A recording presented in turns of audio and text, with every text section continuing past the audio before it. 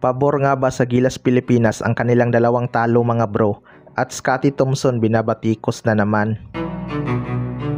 Sa unang talo nga ng Gilas Pilipinas mga bro, marami ngang nadismaya na fans dahil nagpuyat nga ang mga ito tapos tinambakan lang ang Gilas Pilipinas. Isa talaga sa umani ng maraming batikos ay itong si Junmar Fajardo. Hindi ko alam kung bakit marami itong basher kahit napaka-humble nitong tao.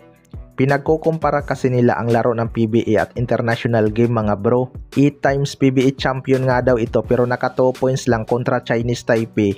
Kaya bumawi nga ito kontra New Zealand at nagtala ng 11 points. Ang binabatikos naman ng ibang fans ngayon ay itong si Scottie Thompson. Isa din to sa mga pinaka-humble na PBA player pero marami pa ring basher. Hindi nga daw ito nakapag-ambag sa Opinsa tapos parte pa ng 50 greatest player sa PBA. Pero kung marunong ka talaga umintindi ng laro mga bro, hindi nga kasi Opinsa ang naging focus ni Scottie Thompson kontra New Zealand kundi dipinsa. Kita naman natin ang kanyang naging impact sa laban. May mga tira lang talaga ang New Zealand na hindi kayang dipinsahan dahil puro nga sila shooter.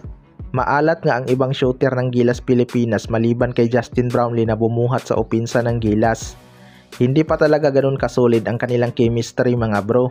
Marami din silang nakumit na turnover, bagay na kailangan nilang maiwasan dahil hindi ka talaga mananalo sa ganito kataas na level kapag maraming turnover. Sa kabilang banda naman mga bro, pabor nga ba sa Gilas Pilipinas ang kanilang dalawang talo?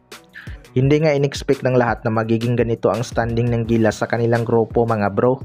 Masyado nga nating minaliit ang Chinese Taipei knowing na nag-improve sila. Dating nilalampaso lang yan ng Gilas Pilipinas pero ginapang talaga nila ang kanilang national team na makasabay sa Asia. Pero this time mga bro, hindi lang sabay ang kanilang nagawa dahil tumatambak na nga sila sa atin. Parang naging baliktad na talaga ang mundo ng Chinese Taipei at Gilas Pilipinas. Itong New Zealand naman natalo nga natin sila for the first time. Pero nakabawi na nga sila sa atin ng 2 beses. Pabor nga sa Gilas tong 2 talo nila mga bro dahil nakita na nga natin na may mga dapat pa silang i-improve. Hindi na talaga basta-basta ang labanan ng Asian team ngayon.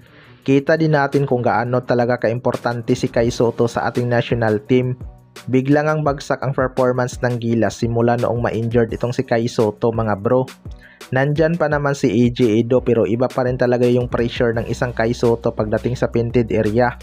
Kinakain lang talaga ang dipinsa nitong si AJ Edo sa international game.